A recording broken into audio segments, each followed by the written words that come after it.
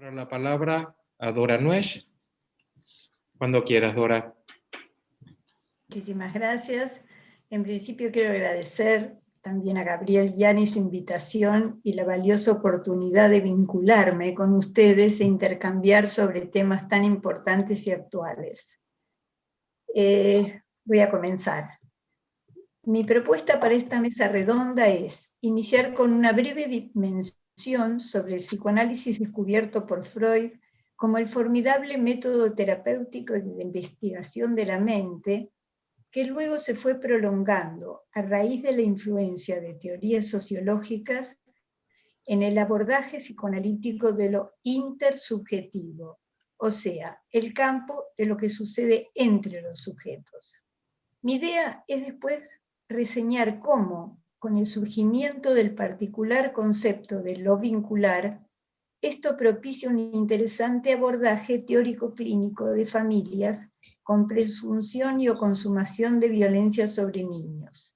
Como venimos hablando, abuso sexual, maltrato y negligencia, que muchas veces cursan bajo formas encubiertas o silentes en vínculos donde los sujetos las padecen o las ejercen.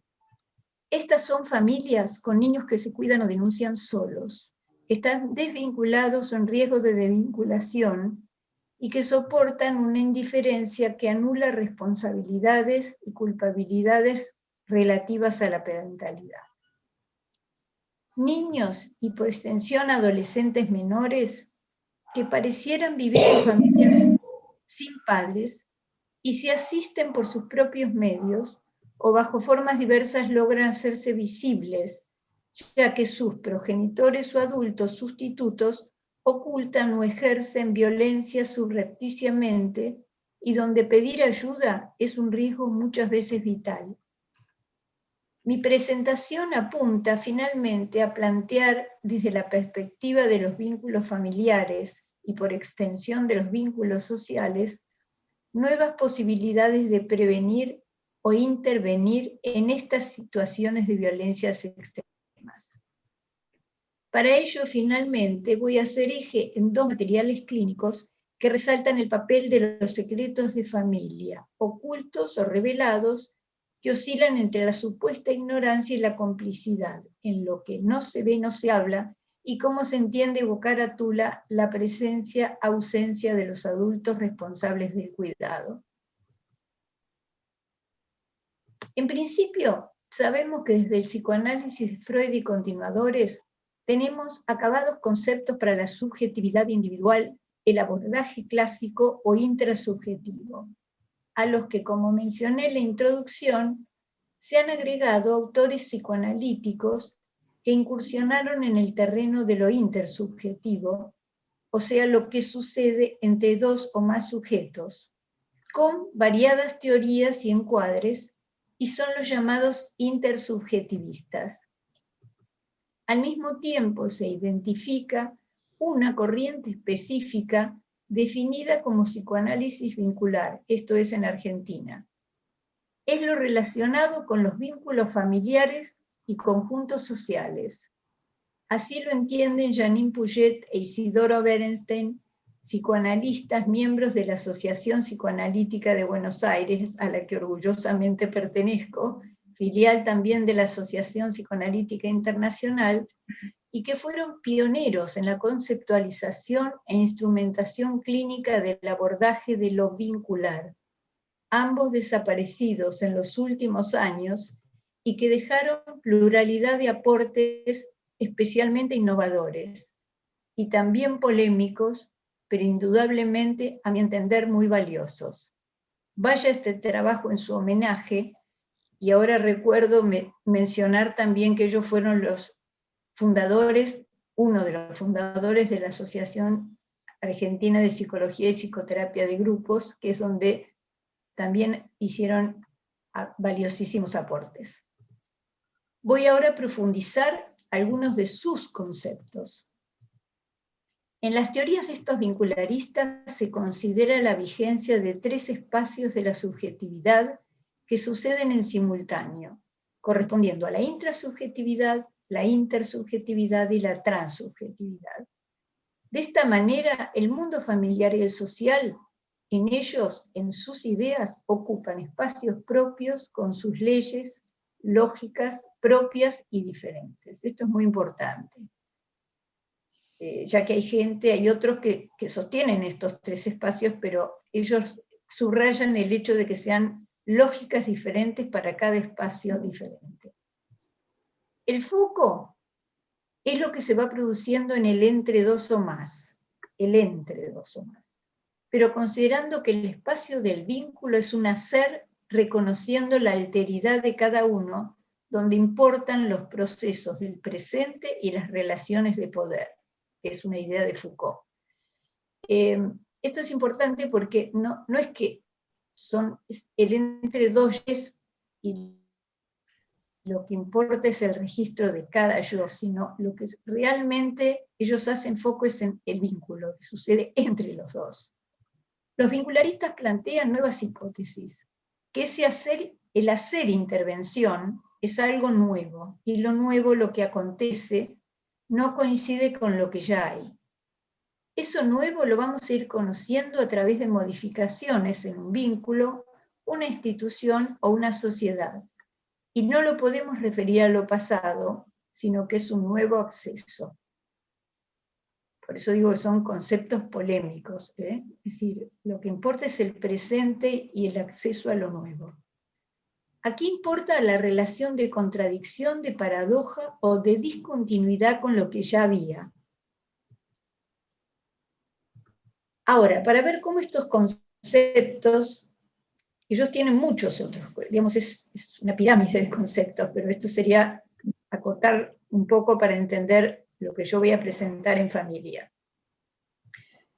Para ver cómo estos conceptos contribuyen a la posibilidad de prevenir e intervenir ante las violencias en los vínculos de familias con niños, voy en particularizar también a hacer puntuaciones sobre el abuso sexual infantil, y agrego adolescente, y como anticipé como eje en los secretos de familia. Sabemos que en estos casos extremos, la simetría de la constitución del sujeto humano en un vínculo con otro indispensable se transforma en una posición asimétrica en la que un instrumentador perverso del poder reduce al otro a la inexistencia. Para Juan Tessone, psicoanalista argentino de la Asociación Psicoanalítica, que dirigió un servicio de abuso sexual en París, ahora volvió a Mar del Plata, Juan Tessone tiene una idea que me parece muy interesante, que es que el incesto y su correlato, el abuso sexual, no es el negativo del Edipo, sino su contrario. Esto por la idea de que a veces se habla de las diferencias, de la fantasía. Bueno, no es el negativo del Edipo, de Electra, sino es el contrario, es la consumación. Desde Ferenczi sabemos que el niño espera ternura donde el adulto ofrece sexualidad. El perpetrador reduce al silencio el pensamiento, produce confusión, esto lo venimos hablando, ignorancia y falsas expectativas, usa el miedo o el pánico como instrumento y envía mensajes paradojales que le permiten un uso megalómano del poder. Si con Piero Lañé pensamos que pertenecer es necesario, ya que desde el conjunto social el sujeto le es impuesto un lugar, para las víctimas la opción es o se alían o quedan afuera. Y en estado de amenaza pierden los índices de discriminación, ya no detectan el ataque del perpetrador. Estas son ideas de Janine Puget y de Leonardo Wender. En un artículo muy interesante que se llama Los secretos y el secretear, que bueno, Gabriela ha tomado la idea del secreto como vulnerabilidad extrema, que es importantísimo. Bueno, desde la clínica encontramos que el abuso sexual infantil, intra o extrafamiliar, sucede en familias o lazos familiares donde coexisten dos leyes, una oficial, otra clandestina, y la comunicación se realiza con ocultamientos, falsedades y mentiras. El tabú del incesto y la amenaza de castración están como enunciado, pero no tienen significado, y predomina el lenguaje de acción. Lugares y funciones están trastocados, intercambiados. y se sostienen vínculos contrarios sin renunciar a ninguno. Por ejemplo, la hija es la amante. En tanto, otros familiares son compelidos a ser testigos o cómplices del abuso sexual a la víctima, que no tiene alternativa porque está en peligro su vida. En este contexto familiar de indiferencia, se sabe que los niños que guardan un secreto de familia lo hacen a expensas de desarrollar un sentimiento de omnipotencia que los hace sentirse no una víctima, sino un héroe, ya que el secreto se sepa, que la familia se separe, que se encarcele un padre, depende de ellos. Hago una observación, cuando Mirta, hay un chico que dice, se pone como nombre Diego de la Vega, que es el zorro. Sí. Entonces, él se transforma en héroe, ¿eh? Es a cada paso que lo vemos. La violencia y el abuso sexual infantil, cuanto más, es efecto y es causa, ya que lo secreto tiene que ver con el cuadro de violencia, y viceversa, la violencia expresa lo secreto en la familia. Inversiones y ausencias del lugar y la función parental, que desde la perspectiva vincular son suplidas por los niños en familias, con niños sin padres, y muchas veces sin cuidados comunitarios. Cuando digo sin padres, digo sin padres en el rol de padres. Pueden estar presentes y ausentes simbólicamente, o pueden estar ausentes. La estrategia desde una teoría psicoanalítica de los vínculos abre una perspectiva de novedad al qué hacer en ese mal convivir familiar y social afectado en la discriminación del cómo pertenecer, desligarse, incluir, excluir. Para ilustrar esto, presento dos materiales que nos van a permitir luego un ejercicio de debates acerca de estas cuestiones. El primer material es un caso abordado en equipo interdisciplinario escolar, integrado por psicólogos, psicopedagogos y asistentes sociales y su vinculación con el juzgado, y va a ser escenificado en un video con actores. En el segundo, una viñeta muestra la consulta familiar del psicoanálisis vincular en un encuadre de un consultorio privado y será relatada en una locución en off. Ambos son casos crudos de violencia extrema. Mi interés es visualizar cómo se puede trabajar con ellas, o como decimos, con lo poco hacer mucho. Muy bien. Voy a compartir pantalla. Adelante, Si Dora. me das la posibilidad, me avisas. Sí, adelante. ¿Puedo ya? Estás habilitada, sí. Muy bien.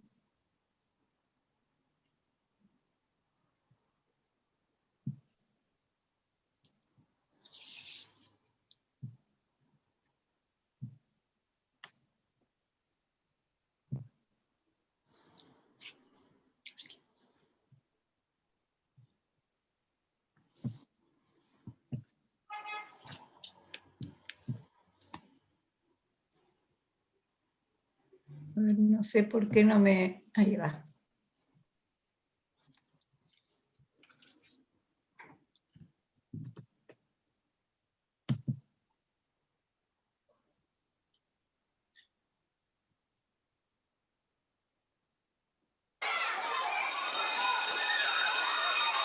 Hola. Sí, estoy hablando con el equipo de ayuda escolar. Mira, mi nombre es Mónica, yo soy directora de una escuela primaria. Me comunico con ustedes para hacer una denuncia. Mira, ayer una docente del colegio me avisó que cuando los chicos... Tercer grado, tenía educación física. Se fueron todos al patio con el profe y Lola se quedó en el aula. Fue ahí cuando me contó lo que había visto. ¿Qué le pasaba a su hermana por las noches cuando todos dormían? Mi papá entra al dormitorio donde dormimos con mis hermanos. La saca a Nadia de la cama y la toca. Y le da besos mientras le dice que no la llame a mamá. El hermano varón también lo sabe, pero él dice que se arreglen ellos. Unos días después viene la maestra de Nadia, que está en 7º grado, y me informa lo que le contó la niña. Es el mismo relato que hizo su hermana, pero en primera persona. Es ahí cuando decidimos citar a la madre, quien nos pide ayuda y nos explica que no sabe ni leer ni escribir, y mucho menos manejar una situación como esta. Es por ese motivo que nos ponemos en contacto con ustedes. Es a partir de este contacto con el equipo de ayuda escolar que decidimos volver a citar a la madre. Y es ahí donde ella nos confirma que la nena le contó que el papá la molesta de noche. ¡Mamá! Quédate ahí, no me encargo. Nadia llamó muchas veces a su mamá, pero el padre nunca deja que la madre se acerque en esos momentos. Lola, la hermana menor, quien empieza a poner en palabras el secreto de esta familia, termina contando que su papá la hacía ver revistas pornográficas. Él decía que mire, para que sepa cuando sea grande. Me gustaría que la revisen, para ver si es verdad. Yo nunca escuché, nunca vi nada. Yo no me daba cuenta. Tengo miedo de cómo se ponga él cuando se entere que sabemos. Les pido que me ayude. Mira, frente a una situación así, es necesario un abordaje jurídico, médico y psicológico. Ustedes van a recibir ayuda, pero es necesario que cuando a vos y a Nadia les llamen a declarar, lo hagan. Nadia y su mamá concurren a declarar. El papá es detenido en su domicilio. Y en tribunales, el tío, que es el hermano del papá, les dice que... ¡Qué barbaridad! Es una barbaridad lo que se está haciendo. Es una mentirosa. Mi hermano va a salir. Un oficial del juzgado dice que es difícil saber qué es fantasía y qué es realidad. Y la mamá sola no confirma las versiones. Alguien dice, la culpa de esto la tienen los canales de televisión. Los chicos ven mucha tele. Finalmente el juez decide cerrar la causa, pero el caso pasa a la Secretaría Tutelar y ellos comienzan a darle seguimiento psicológico a Nadia y a su mamá.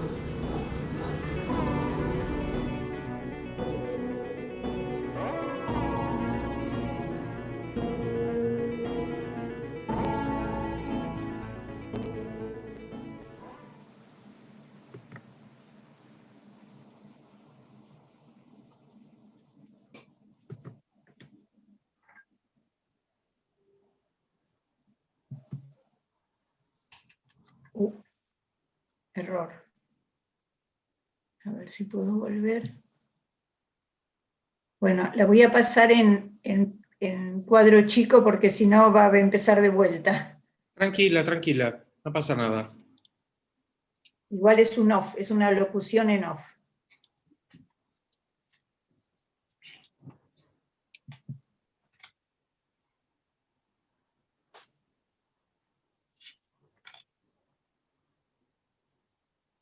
Concurre una primera entrevista a una madre, profesional de la justicia de una ciudad pequeña, con su hija mayor que tiene 13 años y a quien llamaremos A, y el hermano menor de A quien llamaremos E. Consulto por mis hijos. Me aconsejaron por el descontrol familiar y las acusaciones que me hacen mis hijos. El padre no vendrá porque no puede. Mientras su madre habla, A y su hermano no levantan la vista. Se sientan juntos los hermanos y la madre enfrente de ellos. La madre llorisquea y dice lo siguiente. A fue abusada desde los 9 años, durante 2 años por un tío. Y yo no sabía. Mientras cuentan esto, la madre llora y los hijos están inmóviles. Es mi hermano adoptivo, que convivió con nosotros desde que vino a trabajar. A nunca lo contó, hasta 2 años después. Ella no lo contaba porque es fuerte. La madre le toca la mano a A. Ellos continúan con la mirada baja. Y ahí nos enteramos que igual casi sucedía lo mismo con el hermano. Ahí yo me culpé. Dije, ¿qué pasó, Dios mío? ¿Qué hicimos para merecer esto? Y ahí decidí romper toda relación con él. No lo denuncié porque él desapareció. Se fue del país. Y mis colegas me dijeron que no lo van a encontrar y que la justicia acá es muy lenta. Y eso ya sucedió. Además, para proteger a mi madre, que lo adoraba, eso mataría a mi madre. En ese momento se hace un silencio prolongado. La madre baja la mirada. Los hijos la dirigen a la terapeuta como de reojo, sin levantar casi sus cabezas. Entonces la terapeuta dice: ¿desapareció él y desapareció el horror? ¿O el horror está y no se ve? ¿O no se habla? No es solo lo que sucedió, sino lo que sigue sucediendo. Los chicos por primera vez levantan las cabezas y se miran.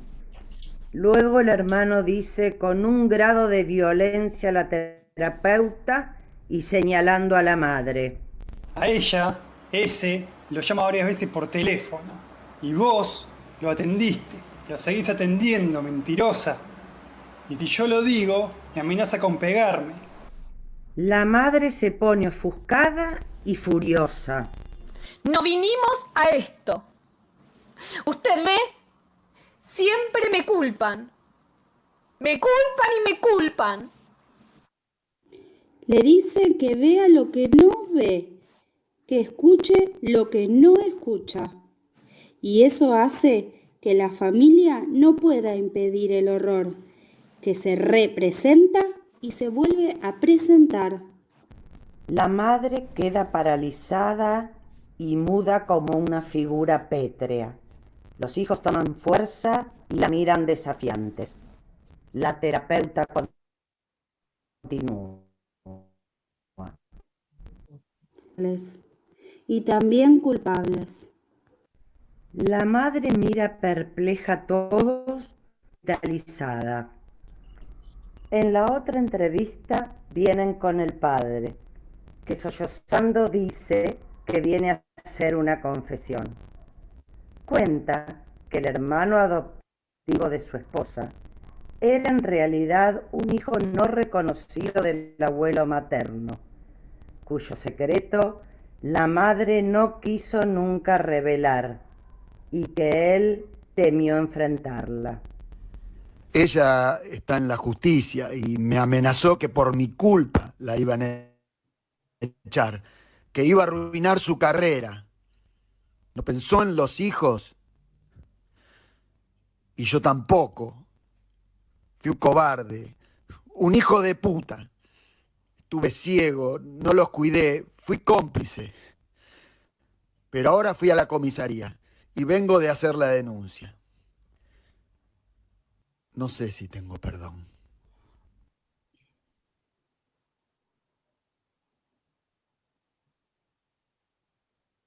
Voy a dejar de compartir. Hasta aquí mi presentación. Hemos asistido a estas escenas de violencia extrema, pero sabemos que en menor grado de intensidad ella es parte del ser humano y sus vínculos. Es decir, se da en macro o en micro en todas las familias y vínculos en general. Como nos trajo Yolanda, lo vincular dañado es un tema. Yo intenté mostrar los alcances del encuadre vincular que se da en el hecho de que el vínculo, la producción inter o transsubjetiva, nos pertenece a todos, y tolerar la ajenidad, la alteridad, incluyendo las diferencias, es un objetivo de máxima. Muchísimas gracias por escucharme. A ti, Dora.